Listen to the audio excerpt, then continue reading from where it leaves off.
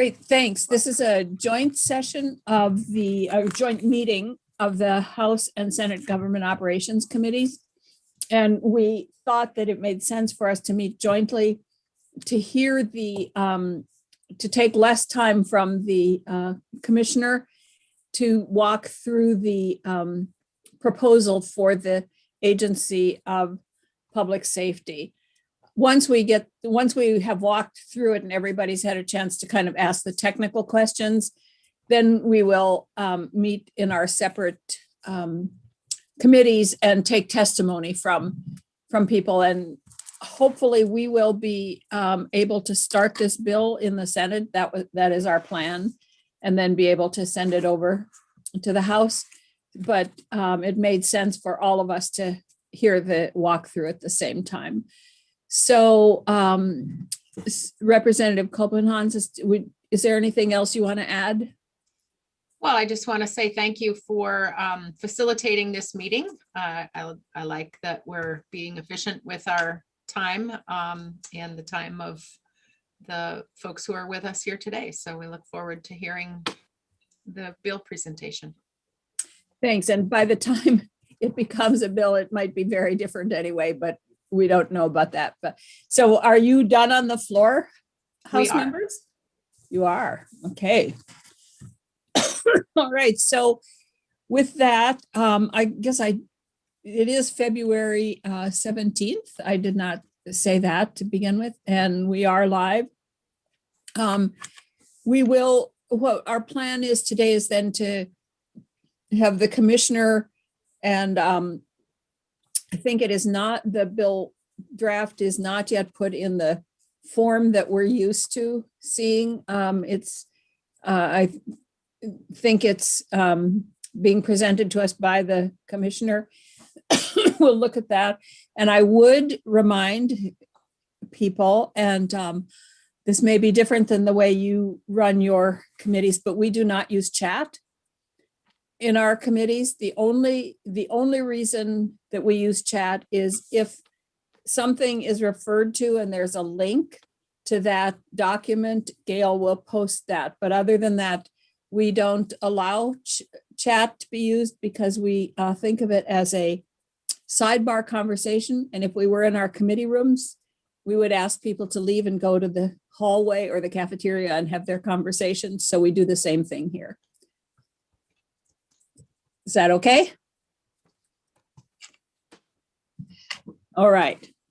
So with that, let's just jump right into it with the commissioner. And we apologize for this being so late. We had a presentation by Commissioner Levine to the All Senate, and my understanding was that it would be from 1:30 to 2 and that we could meet at 2, but clearly it went a little longer. You know how senators are, they like to keep talking and asking questions. So it went a little longer than expected.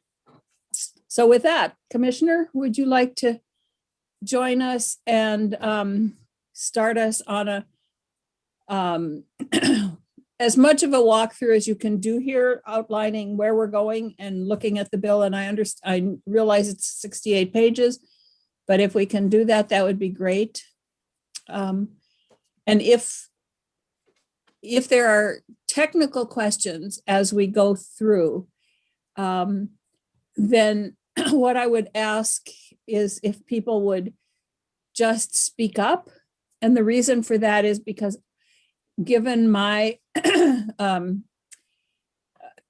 technical setup here, I can't both see people and see the bill itself. So if you have a question that you need to ask the commissioner as we go through, just please identify yourself. Okay. Is that okay? Okay, great. So with that, Commissioner. Good afternoon, Madam Chair and committee members. Thank you very much for doing this together. It does help with the current pace of operations to be able to go through things fewer times. So I very much appreciate that. What is before you is a draft of a bill that flows from the general constructs that we've presented to you that were outlined both in the modernization plan that we've been talking about since January of 2020 and the governor's executive order that was issued earlier this year.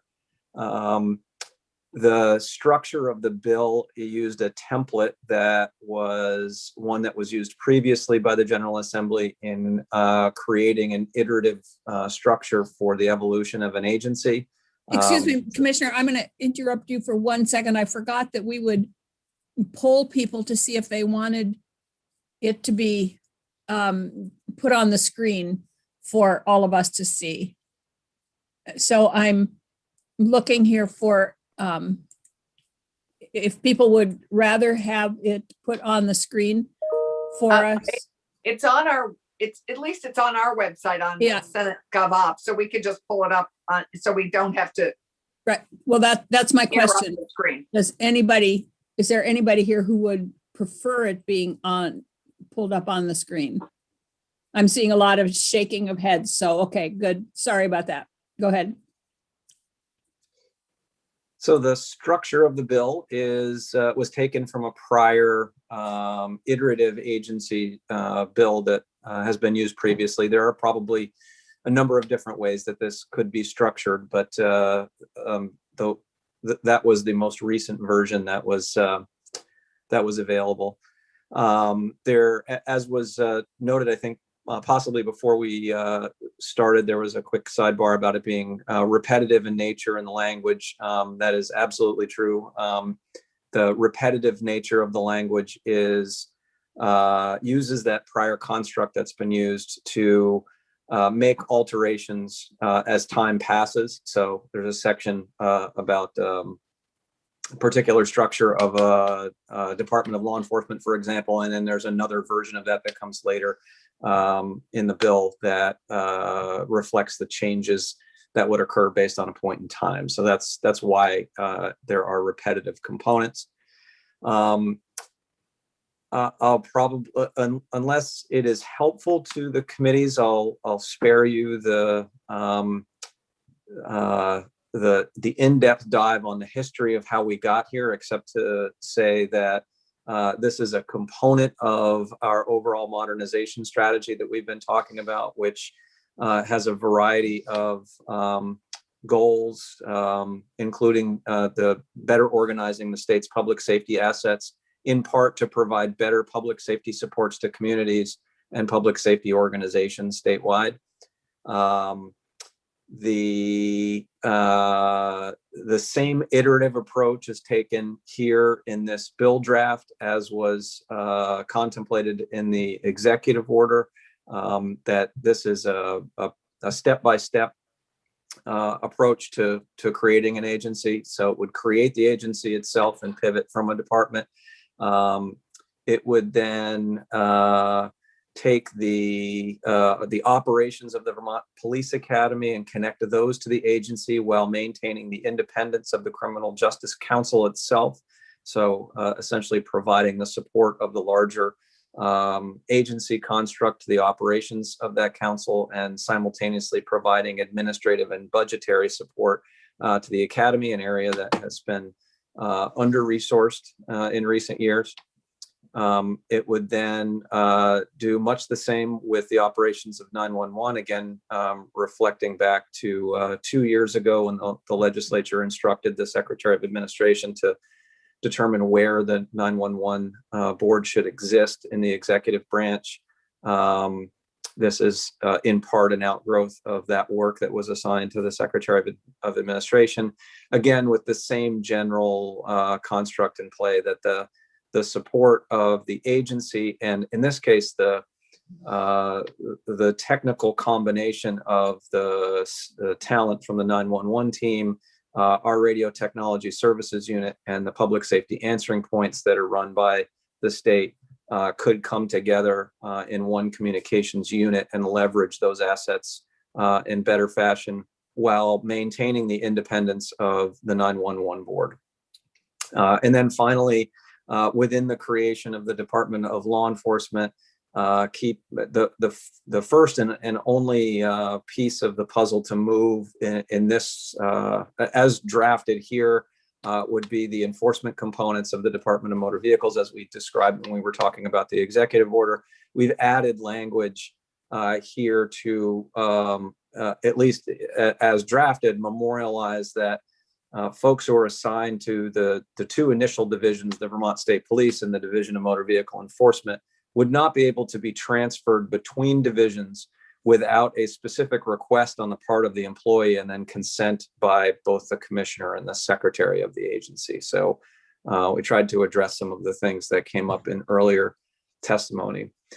So that is the 80,000 foot view, and I'm happy to walk through the 68 pages, but in a nutshell, each component of what's memorialized in those 68 pages either addresses one of those three initial moves that's contemplated in the bill as drafted under the new agency, and the other cross section of work that's done here is it addresses the places where the word department needs to be substituted, commissioner needs to be substituted with secretary, a lot of administrative work in the background that flows from some groundwork we did last January. If you go back to the modernization strategy that we put forward, there is an addendum at the end of that that outlines a variety of the places where statutory alterations would be necessary to create the agency, and a lot of the work that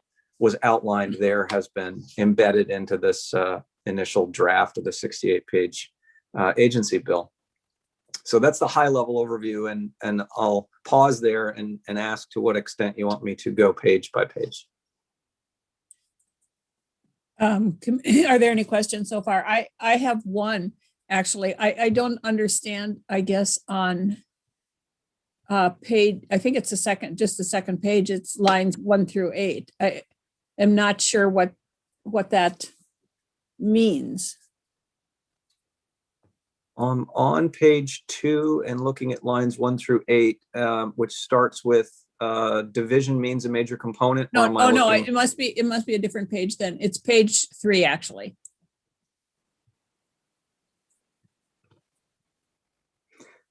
So it starts with the agency shall, in addition to other law enforcement duties. Right.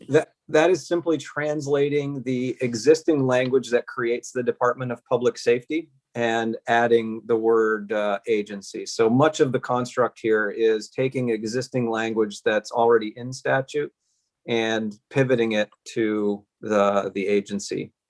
Oh, okay. All right. What is your pleasure here, committee members? Should we start going through it page by page to see what is actually in here? I'm not seeing anybody nod or shake.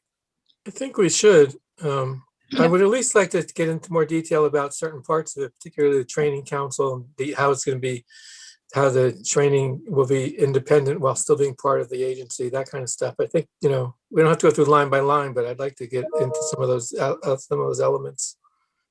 That's my thought.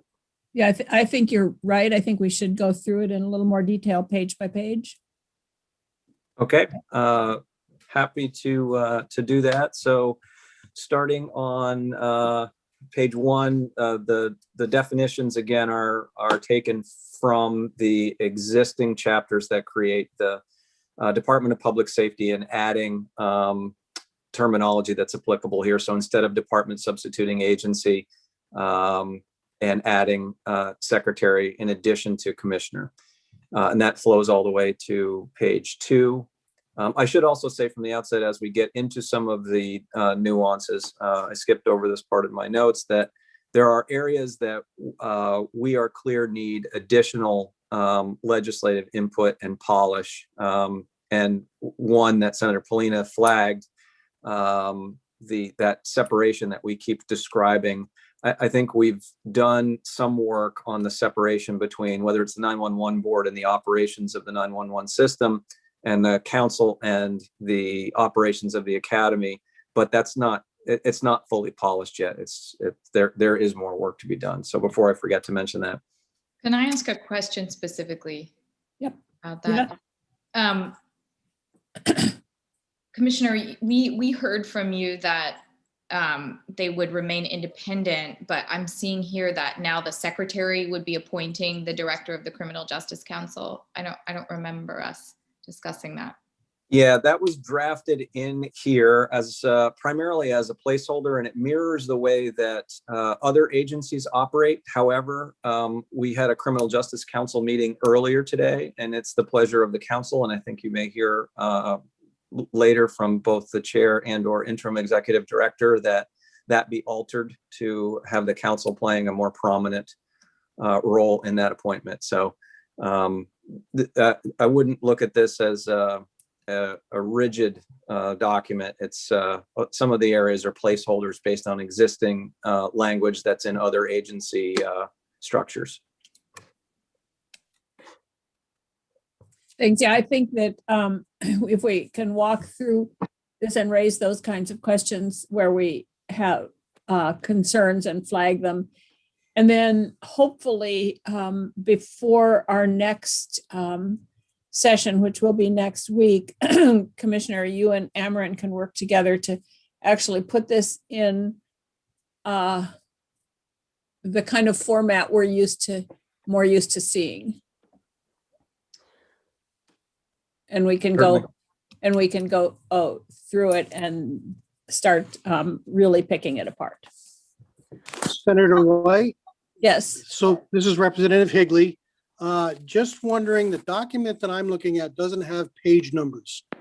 So how are we going to follow along? Can we stay consistent with the other numbers?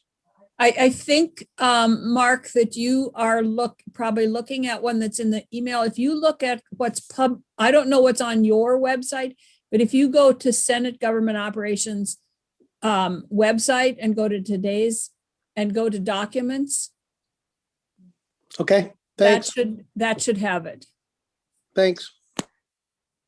I had a quick follow-up. This is Representative Vyhovsky on Senator Rahm's question around the independence of the Criminal Justice Council. It also looks like in here that the budget comes under the purview of the Agency of Public Safety. I'm wondering if that is something that also has been weighed in on by the Criminal Justice Council, just in terms of full independence. If that was discussed, I would defer to the chair. I had to come over to House Government Operations during the council meeting today. So if that was part of the discussion, I missed it. That piece is intentional in the design, in large part so that the Academy would benefit from the larger budgetary implications of the agency. Basically be part of a much larger budget, which we see as an advantage. So for example, if the Academy needed a $500,000 infusion for investment in something, a $500,000 set against 120 or 130 million is quite different than $500,000 set against a $2 million budget. That's understandable, and I can certainly see that view. I think and I'm wondering, just when you have to start asking for money, that does take away some of your independence. So if the Criminal Justice Council budget is having to ask the larger agency for money, would you agree that that impacts their ability to be truly independent? Yes, it would have that side effect, but the hope would be that if we craft this correctly relative to the independence of the council and the council chair, that they would be able to act independent of the governor's budget, as you're seeing, I think, at least in limited fashion now, with the Academy advocating for some additional resources that weren't originally contemplated in the governor's recommend. Great, thank you. So we are on, for those with page numbers, it's 2 of 68 at the top. The next section, 6002, is the agency creation section. This largely mirrors the creation of the Department of Public Safety. So much of the language is taken from there. And I think there's been some added language at the end that it creates some more modern language around reforming law enforcement, standardizing training, policy adoption, implementation, data, technology, innovation, things of that nature that aren't part of the legacy language from the Department of Public Safety. The top of page 3, Senator White asked this question early on. This is memorializing language that's already in existence that creates the Department of Public Safety, and that flows through the entirety of page 3 and into page 4. And I don't believe there are any alterations to the various councils and boards that have the support of the agency. You'll note that the Criminal Justice Council is missing here. And again, that's because of the iterative nature of the way the bill is designed. So right out of the gate with the creation of the agency, it's not listed there, but then later on in a future version, it is noted there. Commissioner? Yes, go ahead. I'm just curious. I don't see the Department of Motor Vehicles anywhere here. Not yet. Again, if there's a confusing piece of the structure that we adopted from a prior bill, it is that this is the initial version. And then as we go through the 68 pages, there are new versions that emerge on timelines. So, the DMV component doesn't come in until the 1st of July of 2022. So it gets added in a later paragraph. Okay, thank you. Madam Chair, may I ask a Yep. question? Yes. So as we go through this next section, there is a piece, I think on page 4, that says all of these named now commissions are advisory to the commissioner. And I believe that's now including law enforcement advisory, some commissions that are supposed to be doing independent investigation into use of force. As you walk through this particular section, can you talk about how you can have independent investigation and then have it be advisory? I understand your concern. I don't think we've taken anything that in this section. It's about administrative support at the bottom of page 3, and then all of these boards also have advisory capacity unless they have powers and duties that are set in statute. And so it's coupling two things together. And I understand how that may look a little bit funny, but that's the way the agency and department structures are created in statute. So it's just mirroring that. I don't know if I said that clearly. There's an advisory component to them, but there's also language here that indicates that if they have statutory authority, that they maintain that. So for example, the licensing of electricians, they have statutory authority to do that. The electricians licensing board could be advisory. Candidly, they haven't had to advise me of anything in the last 14 months that I've been here, but they could be advisory to the commissioner on something, but they maintain their statutory independence to function independent of the commissioner or the secretary if the agency were to come to fruition. And I would just Can I follow up on that question? Yes, please. That's not what this language says. Well, I except as hereinafter provided, the powers and duties of the boards, commissions, including administrative policymaking, regulatory functions, shall be vested in the secretary of the agency. That is the current structure, as I understand it, of all of these. It would just say commissioner instead of secretary of the agency. That's the standard construct for the creation of either an agency or a department. And if that's maybe a standard construct, but it strips the independence of any board or commission. I don't think it does, only in that it hereinafter provided, when we get further down in the 68 pages, there is language that very specifically calls out the maintenance of those statutory functions.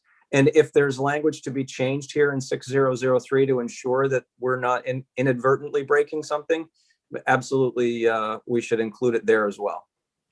So if I can suggest that, that there will be changes to the language. I can guarantee that. So what I would hope that we're doing is looking at the intent of this and how it's done. And once Amarin gets her hands on this, I believe there probably will be a lot of clarification, and maybe because it was used there were a couple different things, an old bill and the standard construct for agencies. And then this new thing plopped on top of it, if that makes sense, that I think it's somewhat confusing here, and the here and after, I think that can be clarified so that, but if we can get to the intent, so if the intent is to make sure that those commissions and boards maintain their statutory independence, then I think that we make a note of that's the intent here, and not get into the exact language at this point. Does that make sense? Because I think if we start looking at the exact language as opposed to the intent, then we're going to get so caught up here that we will probably get through page 6 before we're done today. And so what I'd like to do is just look at what the intent is, and then have Amarin work her magic and make it clear to us. And then we'll start nitpicking with words. Does that make sense to everybody? Can I see some shakes or nods or whatever? Okay. All right. So do you want to continue here? At your discretion, Madam Chair, happy to. Okay. I'm now at the bottom of page 4 in personnel designation. This is, again, a standard area where certain types of positions are designated as exempt, while all others are designated as classified service. On page 5, this section creates the agency under the direction of a secretary. Again, stock. I've not been through this before, so to the extent I'm referring to this as the stock language, that's how it's been represented to me by a variety of legal staff who are working on this. So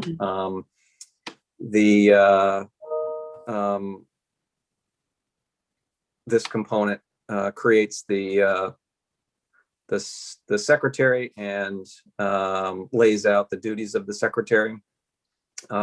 Same with budget. Then on the top of page 6, creating the position of deputy secretary, again, a standard component of an agency structure.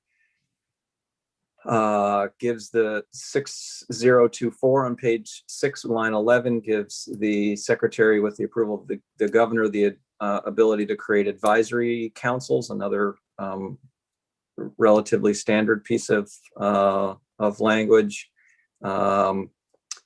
The next section, 6025, allows for the transfer of components within the agency. Similar language exists relative to the operations of the department now. Here is where there has been some very mindful language added in line 19, notwithstanding the section above.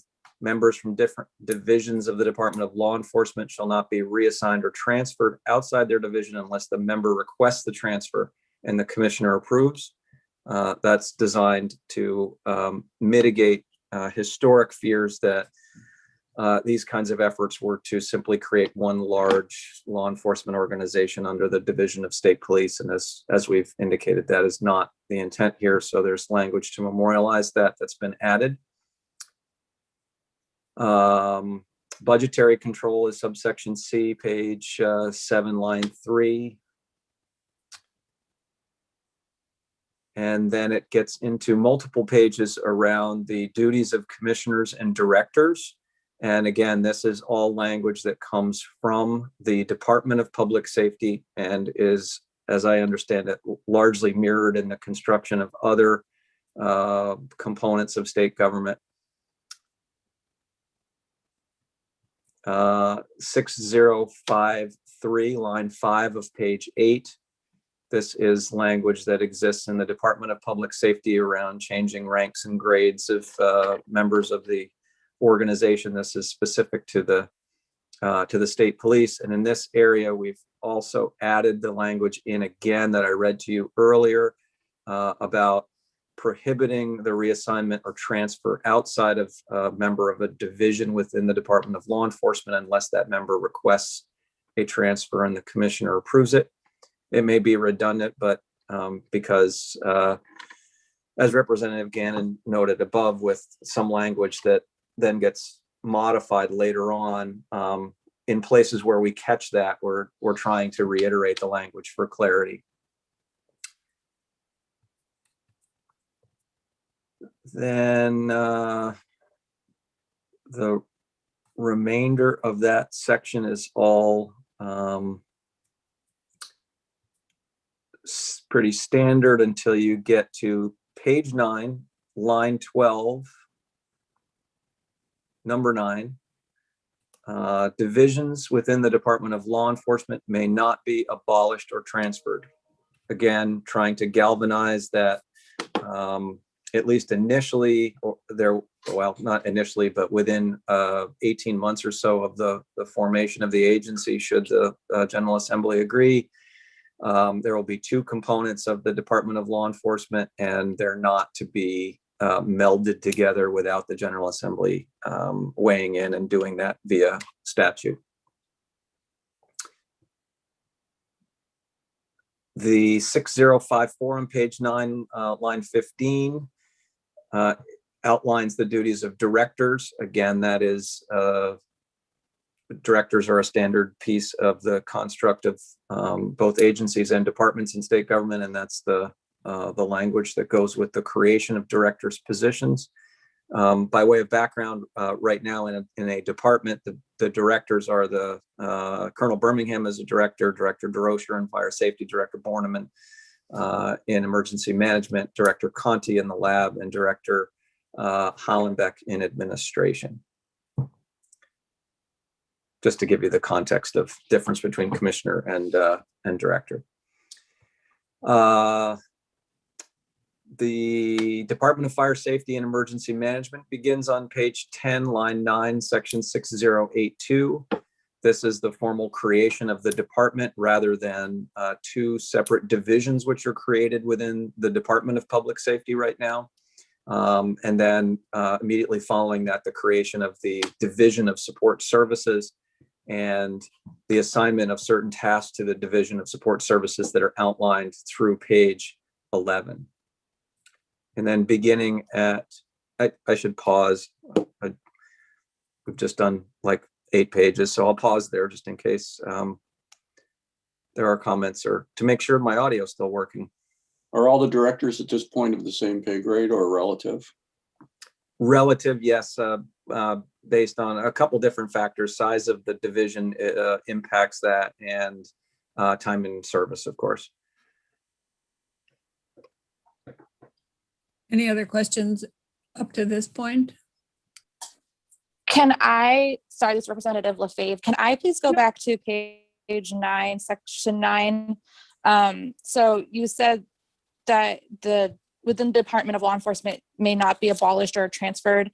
You said unless it was brought up by legislation. So are you referring back to DMV and such, or is that something else that I had missed? Like, are you saying that that could be eventually done through legislation? Yes, so that's exactly right. The Department of Law Enforcement's created, and then initially 2 divisions are placed in there, the Division of State Police and the Division of Motor Vehicle Enforcement. And in the future, there's, this is setting the stage for the contemplation of adding other components like the warden service or liquor and lottery enforcement.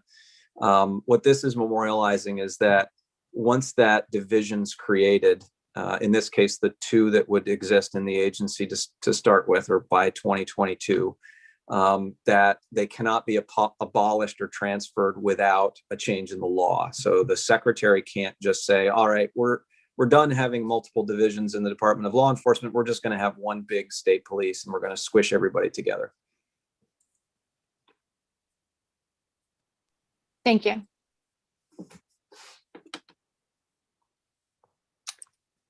I don't see anybody else right now, so I guess you can move on. So here is where we're at the very bottom of page 11, very top of page 12.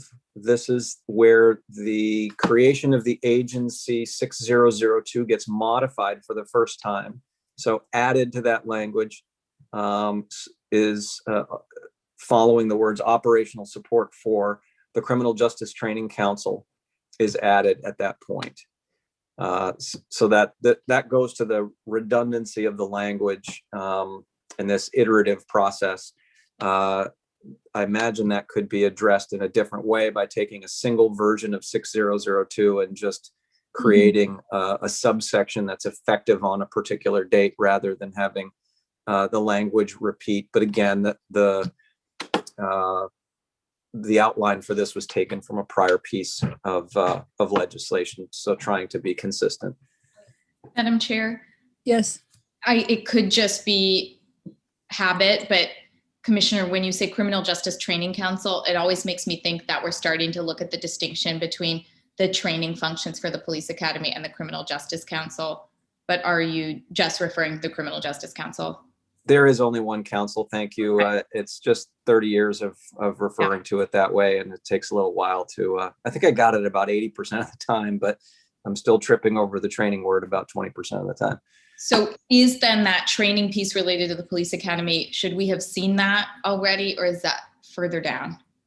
The Criminal Justice Council is now responsible for both training and professional standards. And I believe the intent of the change made last year by the legislature was to clearly articulate that professional standards component was not in any way sublimated to the training component. So that's why training was removed. I'm extrapolating that, but that's my understanding. Okay. So were we supposed to see the Police Academy somewhere already? No, and that's a good question as well. And I would ask at whatever point is appropriate for both Director Sheets and the Council Chair Sorrell to potentially address any suggestions for how to better memorialize the difference between the operations of the Academy and the Criminal Justice Council itself. That is an area of weakness in the draft that will need to be addressed. It's just that language doesn't exist anywhere yet, so there wasn't anything to work from. So it is an area where I think we've got to do some additional work. I would suggest again that I think there are a lot of changes to the format. The way I am looking at this, I would change a lot of this format, and I think that there will be additions to the language. And so what I would recommend on this particular issue is that Mr. Sheets and Mr. Sorrell work with you, Commissioner, and Ameren to come up with the best language to put in here for that differentiation. Does that make sense to do it that way? Because I don't think if we start doing it now and trying to pick at words, we're going to be lost. If they can come up with some language for us to then look at. Can I get the two bills to either shake or nod? Yes, They're nodding. good idea. Good idea. Okay. Otherwise, wordsmithing will eat us up with time. Right. Okay. They're nodding. So, okay. So we are now on, unfortunately, only page 13, section 6003 in the advisory capacity section. that Representative Gannon flagged earlier with some ambiguity and as having ambiguity. And added here on line 14 is at least preliminary language that attempts to clearly delineate the Criminal Justice Council retaining and exercising all powers and functions given to it that are administrative in nature, including the power to develop training delivery methodology, administering professional standards, conduct investigations and hearings, and adjudicating officer conduct, et cetera. So that is, again, language that will need to be tweaked. That was written to address the goals of the legislation. So it's probably not perfect yet, but it's there as a placeholder to try to address all the various components. Okay. Madam Chair, I feel like I have something that one could construe as wordsmithing, but the Council Advisory Committee is named as a separate item than the Criminal Justice Council. I imagine it advises the Criminal Justice Council, and then it's not mentioned as needing to be independent as well. So it's seen as kind of co-equal above, but then not named down below. I'm not sure I understood that, because I think that is part of the council. Madam Chair, I've not had any experience with the Council Advisory Committee since I arrived at Public Safety. So I have, there have been conversations about whether to suggest it continue or be removed, and I defer those again to the chair of the council and the executive director as to whether, and then ultimately to the committees on whether it makes sense to keep that parallel structure or not. So Bill Sorrell, did you want to respond to that? You are Madam muted. Chair, I could respond if it's okay. Yep, since he's muted. Okay, for the record, this is Bill Sheets. Senator, great question. The Council Advisory Committee was a governor appointee committee, and all of those appointees expired 2019 and they never had a meeting. We have since talked about replacing that and would love the opportunity to introduce replacement language in this bill that formally recognizes the Professional Regulation Subcommittee that is a subset of the council that handles professional regulation, as was intended by this Council Advisory Committee.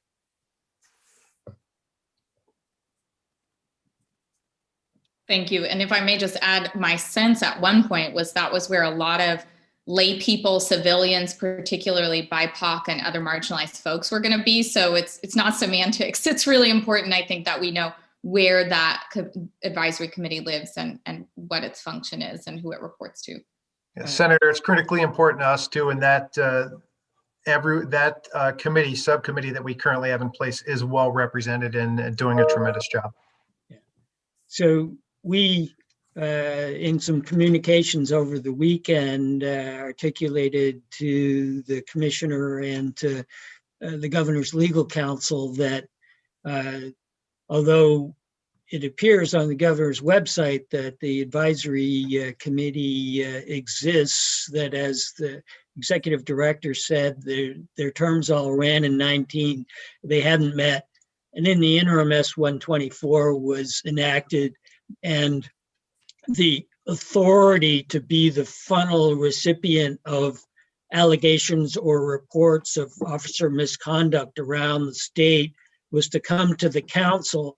And we created this professional regulation subcommittee, which is the only subcommittee. It's 5 members, both law enforcement and some of the outside members of the council.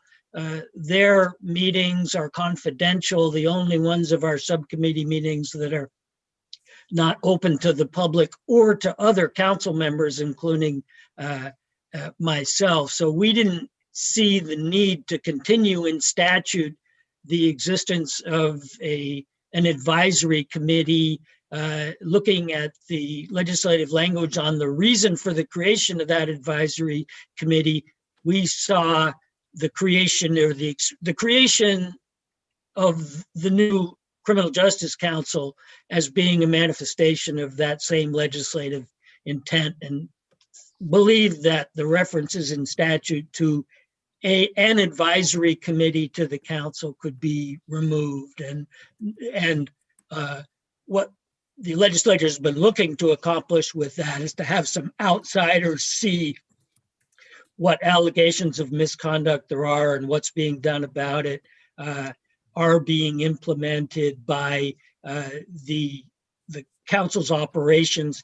I'm not sure what draft you have in front of you. I'll need tomorrow to find that to deal apples and apples. But I believe there is some language in the draft that specifically authorizes the council to create new subcommittees, which we have committed, I think, at least 5 new subcommittees, but with an express reference to the professional regulation subcommittee. Thank you. Okay. Do we want to move on then? Are we ready to go to the next page? Page 14, Madam Chair, begins more of that iterative process of adding the Criminal Justice Council to various sections. And important here will be, as Ledge Council is reviewing this, and then ultimately you are, to make sure that the intent remains clear and that there isn't any inadvertent breakage of any of the intent as we move forward. The way I'm looking at this is I'm thinking about reporting this on the floor. And the way it's written, it would be impossible for me to report this on the floor in a coherent manner. So I think that as we go through this, we'll get it much more streamlined and understandable and easier to report on the floor, because I would not want to try to report this one on the floor, believe me. Thank you. It's hard enough to walk through it with you in a controlled setting like this. So yep. I concur. The top of page 15 is an area that will need edits to comport with the council's discussion from earlier today about appointment of the director. And I think there's a number of different possibilities there. So I just flagged that one for further exploration in terms of how that should flow. There are then a number of sections where there are administrative changes being made, simply swapping out the Secretary of Public Safety for the Commissioner of Public Safety. And those go on for a couple of pages until we get to page 18.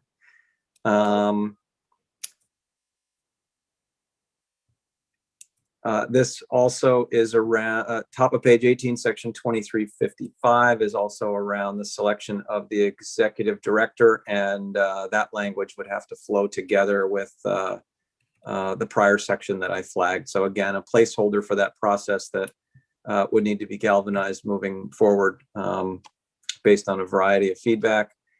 The budgeting section that's been flagged already, the director submitting a budget to the secretary, that's a normal course of business within an agency or department. Whether or not we want to flag that the council with its independence may make arguments, budgetary arguments, I'd leave, of course, at your discretion.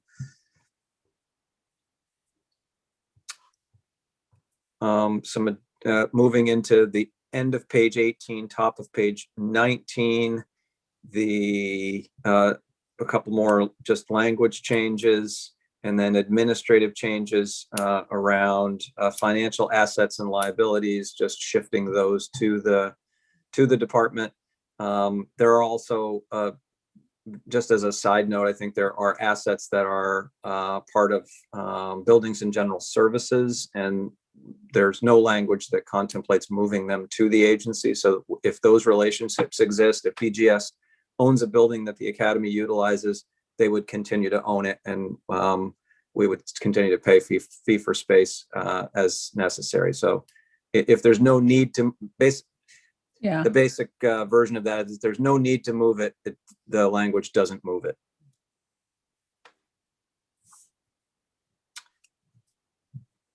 Then on page 20, we begin the third iteration of the creation of the agency with the 911 board moving, and the Department of Law Enforcement now having, down on line 18, the Division of Motor Vehicle Enforcement. And the following sections, again, are repetitive, and this is probably an area where they could be collapsed together in some fashion. Yeah, I think they probably, well, my drafting style, they would be, but. The top of page 24, I'll flag as another area where the board is advising the secretary on the selection of the executive director of the 911 board. So again, there may be alterations that you want to make there. I don't think we're wedded to any particular mechanism. There are a variety of them that are used throughout state government for the selection of the executive directors of various either independent or semi-independent components. We had a number of them in the Agency of Commerce as well.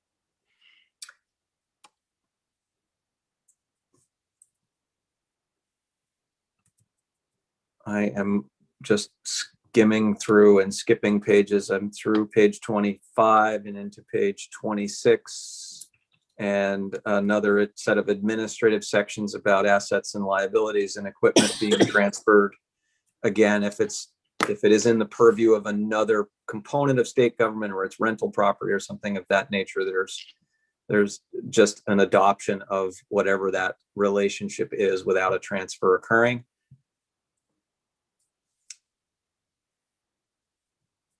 The top of page 26, section 8, title 23, administration and enforcement of title, spells out that a memorandum of understanding to carry out duties should be created, and there is already some language. This just modifies it to acknowledge the altered nature of the relationship there, but you'll see in the strikeouts that there are already such provisions, similar provisions that are in place relative to the cooperation between the Department of Public Safety and the Department of Motor Vehicles. Madam Chair, may I ask a question? Go ahead. So Michael, do you envision, it's Allison, do you envision having the same MOU as you would, as we go down this road with Fish and Wildlife and Liquor and Lottery? I would think that would be necessary unless specifically memorialized in statute, the memorializing the relationships to ensure that the support of the non-law enforcement functions in those departments or divisions remains uninterrupted is critical. Thanks. Madam Chair, can I ask a question? Yes, please. Commissioner, I brought this up before, early on in testimony, days before. Is there any assurance here you can give for our driver's privilege card community that more deeper merging of motor vehicles and the rest of public safety won't result in some kind of additional oversight of their identity and immigration status? I can.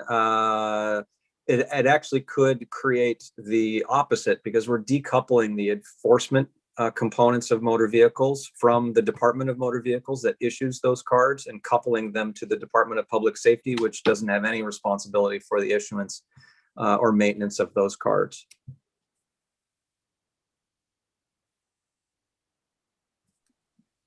Okay, I'm processing that, but. Sorry, that I can take another run at it if you want. You can keep, sorry, I don't want to hold us up. I'm just looking at the language and thinking about it.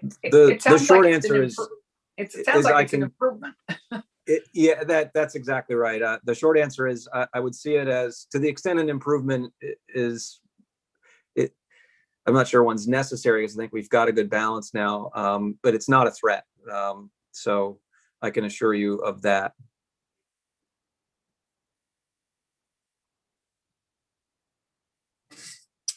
Okay.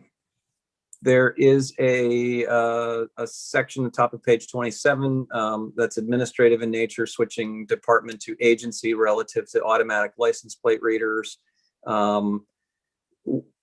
We may actually want to have a conversation about just removing this statute altogether to shorten this up, in large part because there's only one automated license plate reader left in use in Vermont, and we're actually about to sunset the maintenance of the storage there and take that unit out of service. It's not our unit, but we're the organization that pays to have those things archived, and it's just under the existing operating rubric that's been established in Vermont. They're basically they're not useful items anymore. So I think we may come back and just suggest strike this all out, and we just won't use that device going forward in Vermont.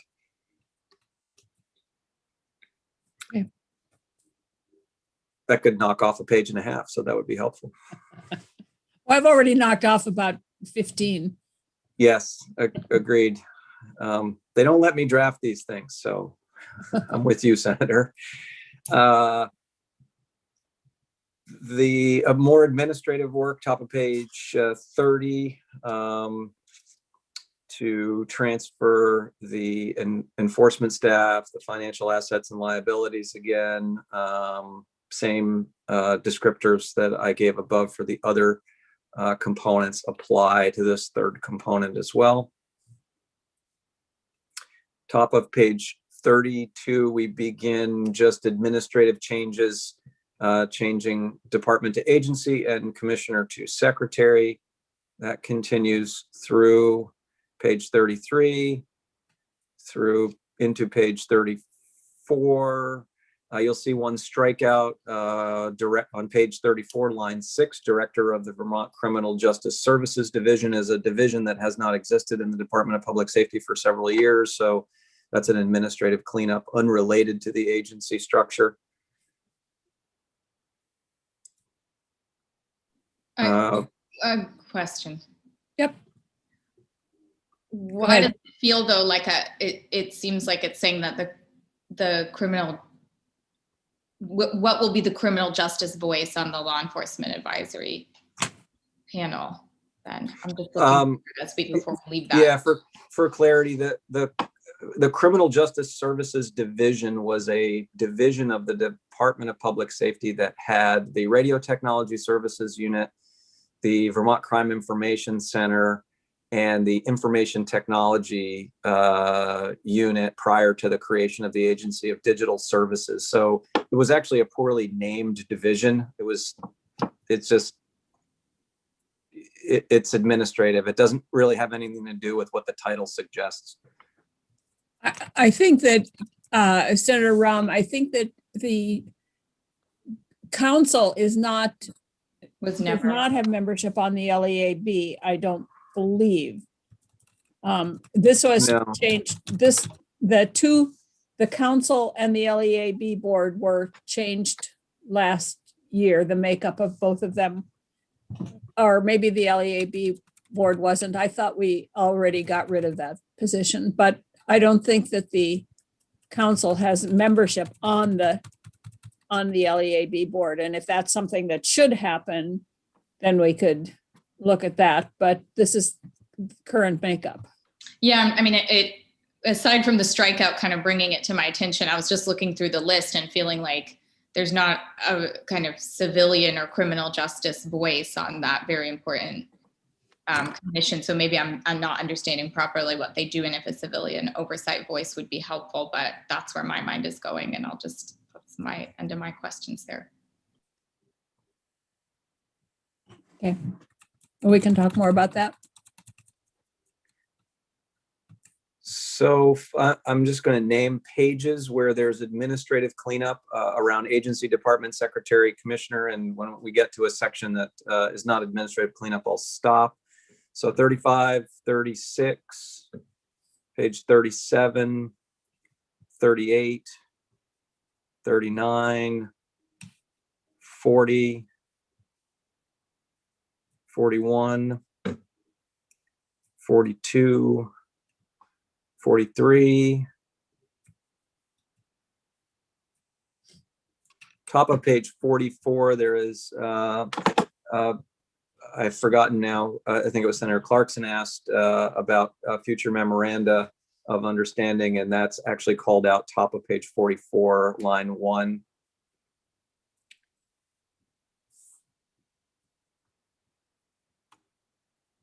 Additional cleanup continues through page 45. Some administrative cleanup in the middle of page 45 that speaks to the state's emergency management plan, and I'd have to find the background to how that ended up in there, but I know it's administrative cleanup, but I don't know the backstory for that particular piece. There were a lot of folks involved in the drafting here. Top of page 46. This is existing language, but there's been some clarifications added for certified law enforcement officers assigned to the Department of Law Enforcement, where previously the only law enforcement folks in the department were the state police. So while it's not just a straight substitution of secretary for commissioner or agency for department, it relates to that level of administrative cleanup. Same with page 47, 48, 49, 50, 51, 52, 53. We may be done with substantive changes through page 54. No, there's reporting. I knew there was something else in here. End of page 55, line 19, reporting. And I hesitate to use the word reporting because there have been so many reports, but creating some kind of report on potential any additional legislative changes needed to continue the orderly and efficient organization of the transition.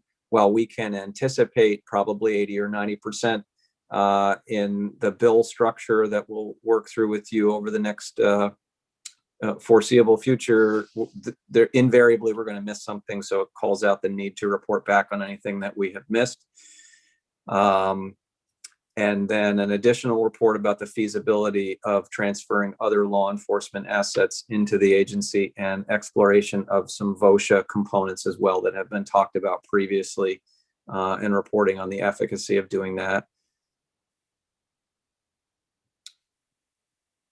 And then one more report on, or two versions of the report, the 21st of November, November of 2021 and November of 2022, after the various components, if they were to move, there are two reports due back to the governor and the General Assembly on any additional work that needs to be done in the wake of those. Then page 57 makes alterations to the governor's cabinet pursuant to the change to secretary from commissioner of public safety.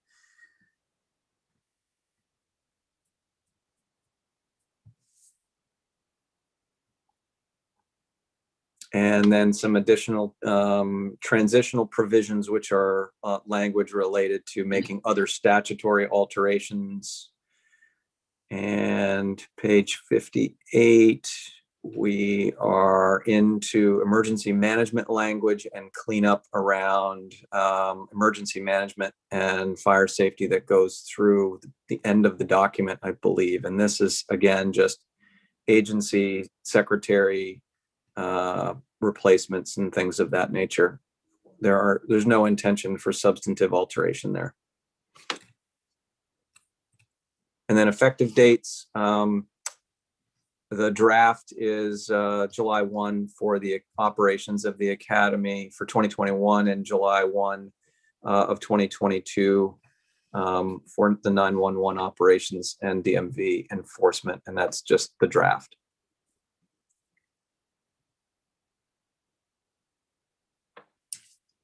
Okay, where are we? Committees?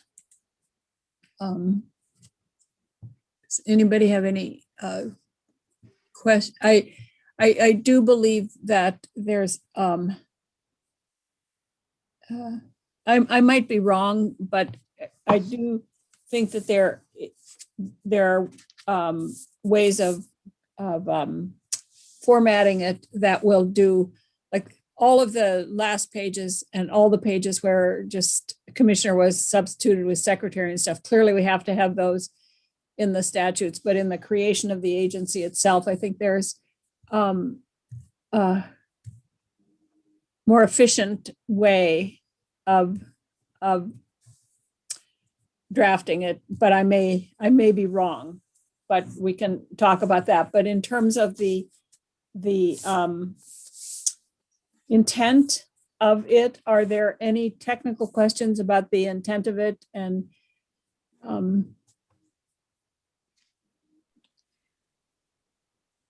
Madam Chair, yes, I'm holding back because I've been asking all the questions. As I sort of take this all in, in the middle of a pandemic, I feel like one of the reasons people might think we're doing this is so that there can be more streamlined emergency communications, emergency operations, ways of consolidating our response to disasters and pandemics, et cetera. That doesn't seem to sort of show up in many places here. Commissioner, would you, I just feel like that's probably why people would think we're talking about public safety so much right now in some ways. Do you see any place to sort of strengthen the line of communication or chain of command around emergencies and disasters? It would, it's a great question. It would do that by design. Unfortunately, in the 68 pages, it is all administrivia about the creation and structure of state government, which is sort of inside baseball to that. But an outgrowth of the agency that has been flagged in reports since I was a toddler, all indicate better service delivery, more streamlined delivery of emergency operations, better sharing of assets, better sharing of facilities, more mindful delivery of services to Vermonters instead of, and these reports don't exist exclusively in public safety. When I was in commerce, we only went back 3 years. We had 143 reports that related to the delivery of economic services to Vermonters and housing and tourism and marketing. And that was only in a 3-year window. And the themes are similar. The fragmentation with which the state government has organically grown up create inefficiencies and lost opportunities to deliver service. And despite the fact that we have great folks in all of the various divisions and operating elements we're talking about combining, having them together would produce an even better product than we're able to produce now.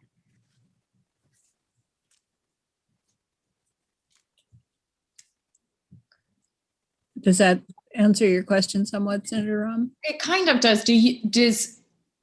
I was looking through all the names of the commissioners and the titles and the departments, and do we just stand up emergency operations centers and kind of response teams in an emergency, or do you have a standing emergency response and recovery wing of your?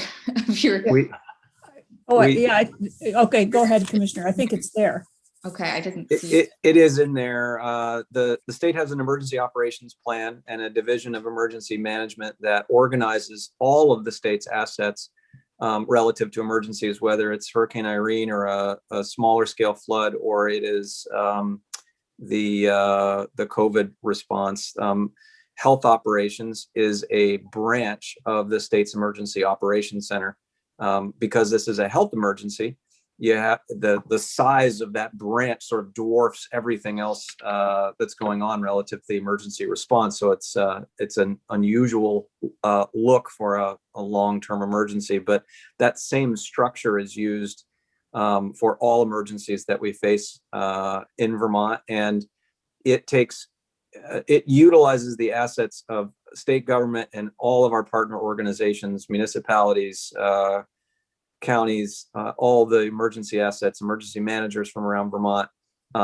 It aggregates them together regardless of what organization they're assigned to, whether it's inside state government or outside. So while there are efficiencies that'll happen in that level emergency response with having a more unified agency of public safety, that's a fragmentary improvement because of the nature of the way we run emergency operations already. And there are some issues around emergency management that we will be taking up after. It's not issues with them, but it's just some potential changes that we will be taking up after crossover, but it really has no bearing on this bill or this creation of this agency. And I will say that one of the kind of ironies of Irene was that our emergency operations center was flooded and could not be used as an emergency operations center. And this time around, the inability to have people in one room has prevented us from using the emergency operations center. So we were the first in the country to go completely remote for operations of our EOC that has now been in continuous use for it'll be a year on March 11th. The prior record for emergency operations is 17 days, to give you a sense of what the difference in scale is. I'm looking around to see if there are any more clarifying questions, and I'm sure that people have a lot of opinions and things they would like clarified and I'm sure that, and we'll get to all of those. But right now, does anybody have, Mark, Representative Higley?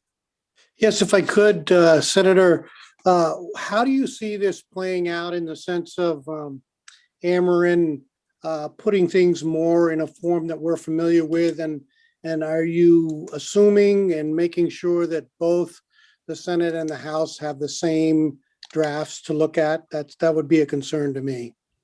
Well, the way I see this playing out is that if it's going to be a bill, one of us has to start the bill.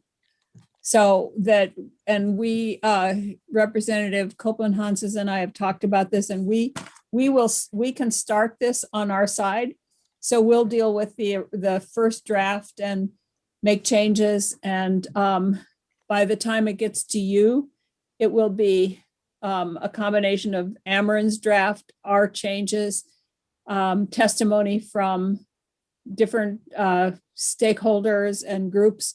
So while you can have the original draft that she comes up with that we deal with, that will not be the final draft, the final bill. Okay, again, because there's no prohibition on the Senate and the House having the same draft and going through the same process. So I just hope that we can either have more joint hearings to, be time sensitive, because I'd hate to see at the end of all this, a very late bill coming out from the Senate and the House not having enough time to act on what's necessary. So that's my concern is, again, I'd like to see this move along. Again, no prohibition on same bills being in the House and Senate. No, I agree with you. And the same bill could probably be there, but I may be wrong on this, but I feel that if we want to have real debate and constructive, thoughtful discussion on this, that having 17 people be involved in it, plus all the witnesses, is too, does not allow for meaningful discussion. And so what I would anticipate is that we would take a draft and we would start working on that, and we can keep your committee in the loop on every step that we take. But a bill has to come from one side to the other side. That's just the way our process works. It can't be a bill that's passed by both at the same time. So, but that does that make sense? And Representative Copeland Hansis and I try to talk with each other every Wednesday. And so we will make sure that you are, I mean, we don't have many Wednesdays left, actually. So if we're going to do this, we're going to have to do it. And we will make sure that you're kept up to speed with every change that's made. So you won't be surprised by anything. Okay, thank you. I don't know if that answered that satisfactorily or not, but you're very gracious to say thank you. Thank you. Representative Colston has Copeland his hand up. Who Thank does? you. Go Representative ahead, Hal. Colston here. Oh, okay, there you are. Thank you. I have a comment / question to offer, and I want to build off of what Senator Rahm was sharing. I'm reminded of results-based accountability, and one of the questions is to the effect of, how are we better off from this effort? So I hope that as this gets rewritten and put together, for me, that's what's missing. You know, how are we better off for this effort? And if that can be made clear, I think it'll be easier to move forward. Yep. Yeah, I think you're right. You're right. And I think that we can hopefully, my position is, and I don't know about anybody else, but my position is that we will be better off. And I could list some reasons why, but I think it needs to be clear to everybody about how we will be better off.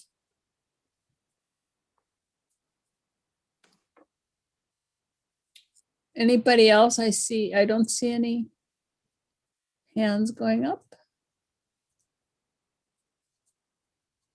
Representative Leclerc, you're being very quiet. I'm just listening to you, Madam Chair, with all your wisdom. With rapt attention, I know.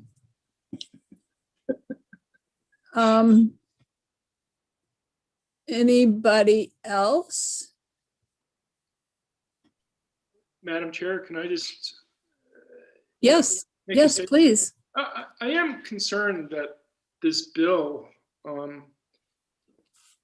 doesn't address a lot of the funding issues with, you know, like the E911 board. I mean, there's nothing in here to address that. And some of the underfunding issues. And, you know, I would anticipate, given how long the Department of Public Safety has worked on some of this, that those things would have been addressed in this draft bill.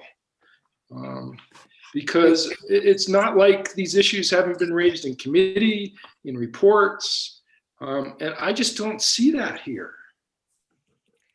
If I may, Madam Chair. Yes, please. They're not addressed in the bill, Representative Gannon, because the bill is structural to the formation of the agency. We have testified and had a number of side conversations with legislators around approaches to the 911 challenge, in part, and this is an opportunity to pitch both committees on some additional work in parallel to this.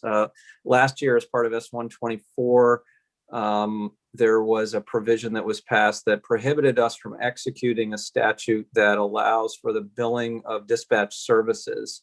We had put forth a plan to phase in over 4 years fees for agencies that are receiving dispatch services for free as an to try to create some parity in the investments that municipalities and others make in their emergency communications. Those conversations in recent months, starting late summer, I believe, have taken the form of that billing that we were planning to do was not to balance our budget, but rather to just create that parity that I was describing. An outgrowth of that, it may be that you could either reinvest those dollars into the 911 operation, and that's an advantage to bolting together the operations of the 911 system, our radio technology services group, and the PSAPs themselves that I've described previously. Or another option, unrelated to your question, but just for clarity, so I get on the table all the things that we've offered as possibilities. There are both county efforts and multi-agency municipal efforts to try to create regional communication centers, and upfront funding is one of the challenges there. So one of the options may be to use those funding inflows to help with startup funds for other regional communication efforts, which again are one of those things that's repetitively mentioned over the reports in the last 50 years as a best practice, and has been only lightly undertaken in Vermont for a variety of reasons, not the least of which is funding. So we very much have contemplated how to solve some of those problems. Those solutions are not contained in the draft legislation because there really isn't a mechanism to do that. These are just structural changes that are in the draft.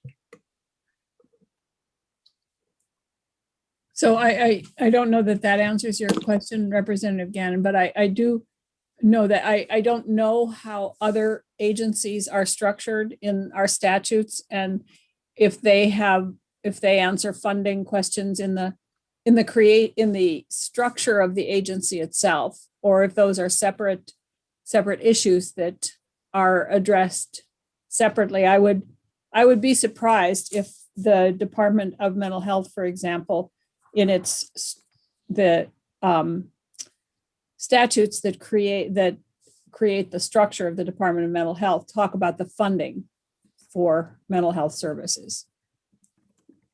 That's all I was thinking.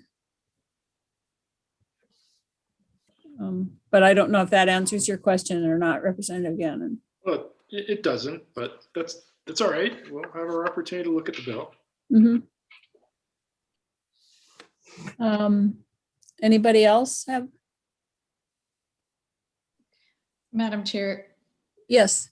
I just want to say, as I've mentioned too in past sessions, just in the Senate, I want to make sure that if there are people in the public who want to be heard in some way about this, that we all are clear if we're making that possible, and if we're doing that together, who other folks have heard from.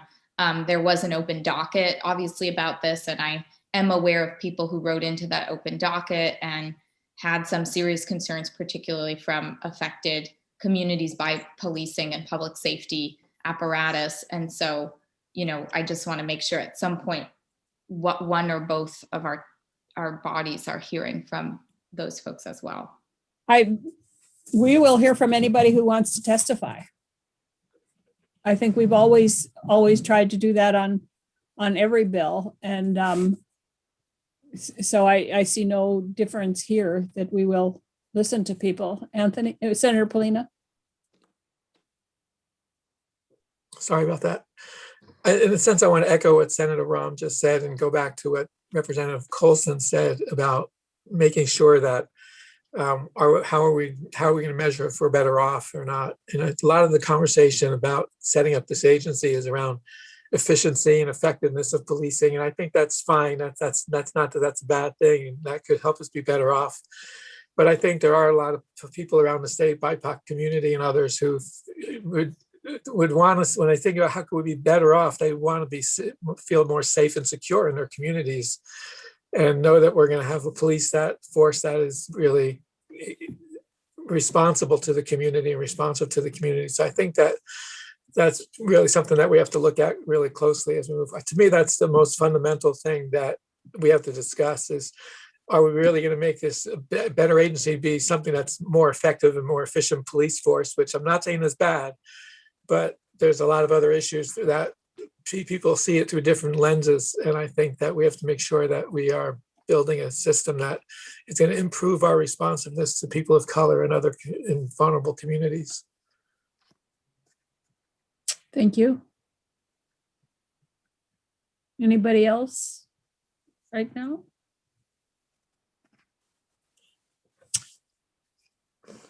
All right, so can we ask if the commissioner and Ameren, if we can have another draft that's I'm not sure how to put this, but I guess I'll talk to you afterwards, Ameren, because I think that there are some ways of doing this that would be much clearer. And also making sure that Bill Sheets and Bill Sorrell have the language that we talked about. Anything else that we need to make sure we get in here? And then next week we'll start hearing from people who are testifying on the draft bill itself, if that makes sense. Madam Chair, if I may, I think it does make sense, and I've certainly heard some discussion on expediency, but I do think that given a change of this magnitude and where we sit with the questions around public safety and policing, that it might make sense to pursue public hearing on an issue this large.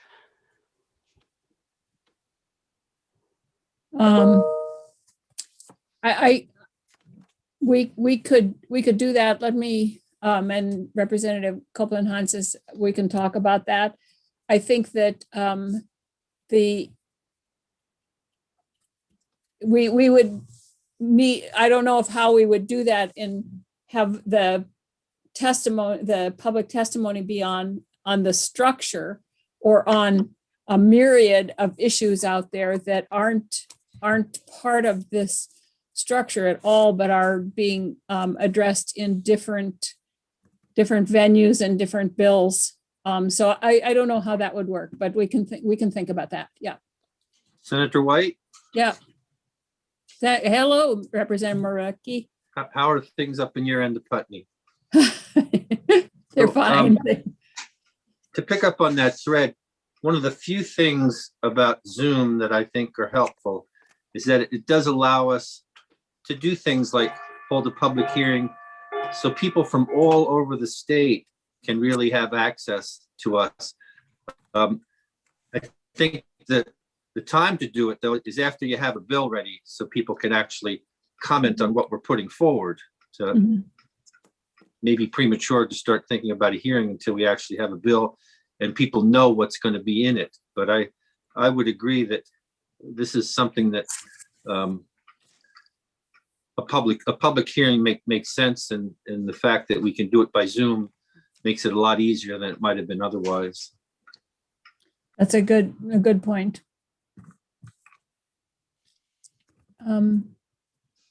Anything else? I'm looking around. I don't see anybody else.